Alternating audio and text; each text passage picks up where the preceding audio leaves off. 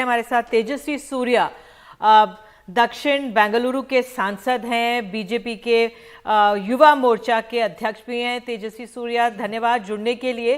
तो आप पहले यही बताइए, जो एग्जिट पोल आप देख रहे हैं 10 में से 7 कांग्रेस के पक्ष में, उनको ज्यादा महत्वपूर्ण दिखा रहे हैं जीत की तरफ और बीजेपी को सिर्फ 3।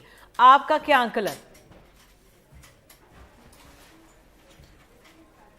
मैडम, मैं आपको इतना ही कह सकता हूं, अपने बूथ लेवल पे जो कार्यकर्ता बैठे हैं उनके इनपुट्स के आधार पर, क्योंकि वो बूथ में बैठे हैं, सुबह से पोलिंग के स्वरूप को वो देख रहे हैं, वहां वोटर सेंटीमेंट को वो अच्छे तरीके से जानकर इनपुट दे रहे हैं।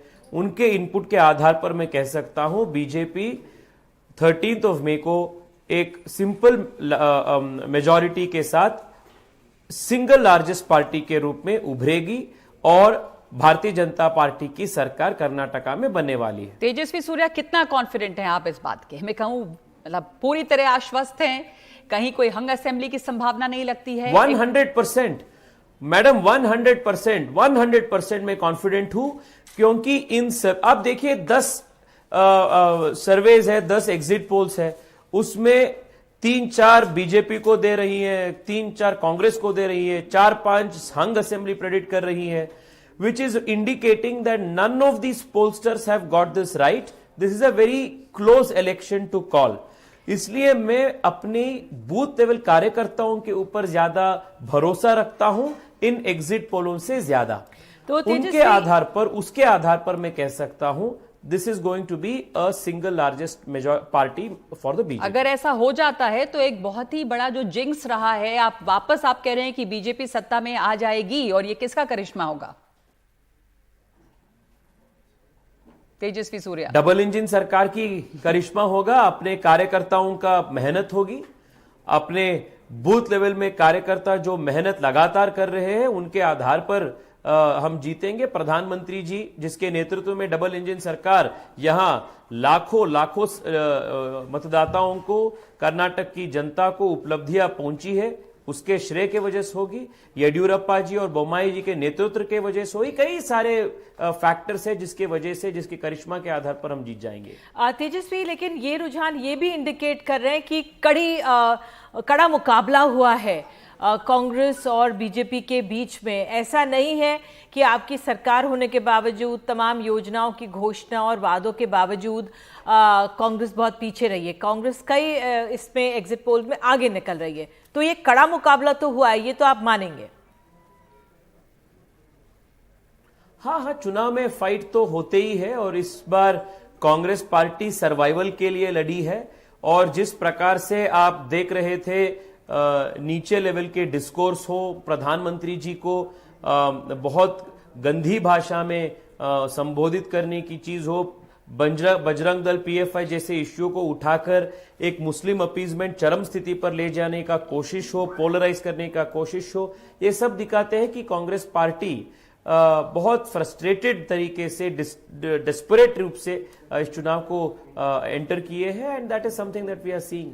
पर प्रधानमंत्री ने जितनी आक्रामक यहां पर रैली की, जो उनका करिश्मा रहा, पूरा चुनाव एक नेशनल इशू पे लड़ा गया, ऐसा दिखा कि बीजेपी स्थानीय मुद्दों को कम और नेशनल इश्यूज को ज्यादा यहां पर उठाती रही। प्रधानमंत्री ने जितने यहां पर कैंपेन किए हैं, ऐसा लगता है कि जो आपकी लोकल लीडरशिप और बड़े स्थानीय नेता थे वो तो कहीं नजर ही नहीं आए, मुख्यमंत्री समेत वो ज्यादा दिखाई नहीं दिए। तो ये तो सीधे सीधे प्रधानमंत्री, जो आपकी सरकार थी, उसकी उपलब्धियां क्या थी? मैडम, ऐसा नहीं है जब प्रधानमंत्री, नहीं, ऐसा नहीं है।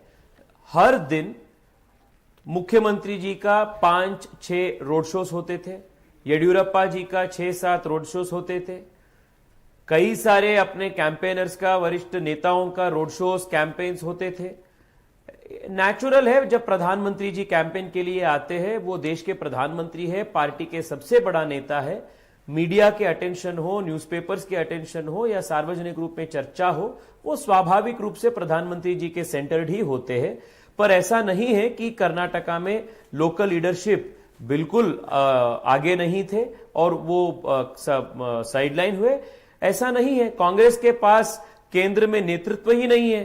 कांग्रेस आज एक रीजनल पार्टी के रूप में काम कर रहे हैं और जेडीएस तो सब रीजनल पार्टी है, और इसलिए जब अपनी नेशनल लेवल लीडर्स आते हैं, प्रधानमंत्री जी आते हैं, कांग्रेस को, जेडीएस को लगता है कि हमने नेशनलाइज करने के लिए कोशिश कर रहे हैं, क्योंकि उनके पास तो रीजनल लेवल पे ही करने का भी कोशिश शक्ति नहीं है।